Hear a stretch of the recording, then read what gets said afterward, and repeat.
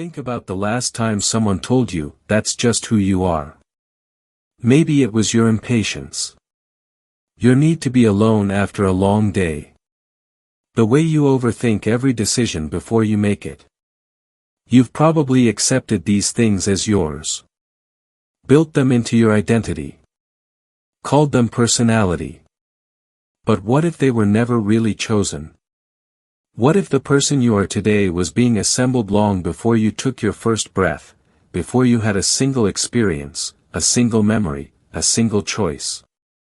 Here's what the science actually says. And it's stranger than you think.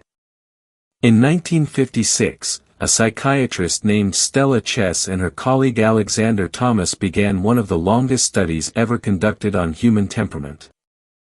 They followed 133 children from birth all the way into adulthood, watching how they responded to the world. What they found was striking. From the very first weeks of life, babies were already different from each other in ways that had nothing to do with their parents, their environment, or what had happened to them. Some babies were easy, calm, adaptable.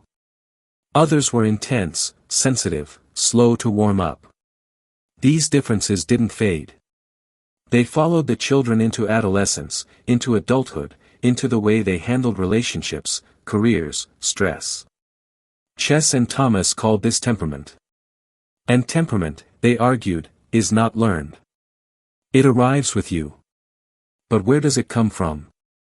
Your DNA carries roughly 20,000 genes. And while no single gene writes your personality, researchers have identified clusters of genetic variants that shape how your nervous system is wired from the very beginning. One of the most studied is the serotonin transporter gene, sometimes called the 5-HTTLPR. People who carry a shorter version of this gene tend to have a more reactive emotional system. They feel things more intensely. They're more sensitive to both pain and joy. Not because anything happened to them. Because of a genetic instruction written before they exist. In 2015, a massive study led by the Genetics of Personality Consortium analyzed data from over 79,000 people across 30 countries. They found consistent genetic signals linked to the Big Five personality traits: openness, conscientiousness, extroversion, agreeableness, neuroticism. These traits, the ones psychologists use to map who you are, show heritability rates between 40 and 60%.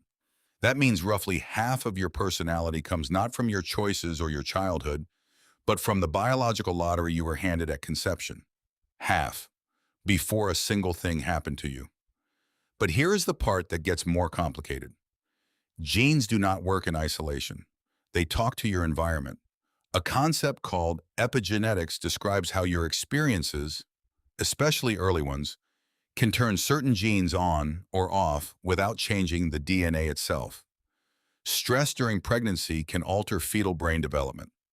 The emotional availability of a caregiver in your first year of life can shape how your stress response system calibrates for decades. Even the season you were born in has been linked in some studies to subtle variations in personality and mental health risk. So the truth is layered. You arrived with a set of biological tendencies, a temperament, a nervous system sensitivity, a baseline, and then the world began pressing itself into that template. Your environment did not create your personality from nothing. It sculpted what was already there. Researcher Jerome Kagan at Harvard spent decades studying what he called high reactive and low reactive infants, babies who either startled and withdrew at new stimuli or remained calm and curious. What he found was that these early responses, rooted in biology, predicted behavior years later. Not perfectly, but consistently enough to suggest that the architecture of who you become is partially drawn before you are even aware of the world. So the next time you wonder why you are the way you are, why you need more time to yourself than others, why certain environments drain you while the same ones energize someone else, why you feel things at a depth that surprises even you, the answer is not weakness. It is not failure. It is not something that happened to you. It is something that was written into you.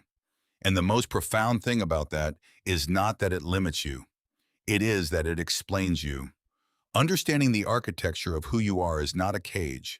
It is a map, and you have always been exactly where the map said you would be. It is a map, and you have always been exactly where the map said you would be.